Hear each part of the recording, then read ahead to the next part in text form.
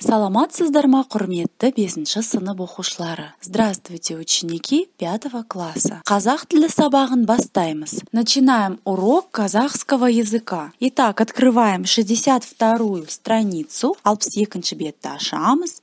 Нәтиже сабақ. Мен не үйрендім? Нәтиже – результат. То есть урок, который покажет результат обучения учащихся. Мен не үйрендім. Чему я научился? Выполняем на 62-й странице первое задание. 62-ші бет, бірінші тапсырма. Тірек сөздерді пайдаланып, астроном ғалымдарға хат жаз.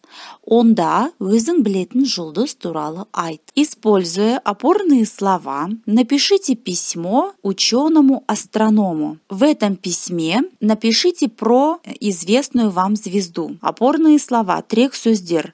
Аспан әлемі, қызықтырады, жұлдыздар, құпия, жеті қарақшы. Аспан әлемі, небесное небо, қызықтырады, заинтересованный или заинтересовавший, жұлдыздар, звезды, құпия, тайна, жеті қарақшы, название созвездия. На русском это созвездие называется Большая Медведица. Жеті қарақшы или Большая Медведица созвездие в форме большого ковша. Состоит из 7 звезд. Слово жеті қарақшы переводится 7 разбойников. Итак, вам дан шаблон письма. Сначала мы здороваемся с астрономом, ученым, потом говорим о том, что нам интересно, потом используем остальные слова. На прошлых уроках мы с вами говорили о звездном небе, о созвездиях, о звездочетах, об астрономах, о том, какие астрономы были в средние века,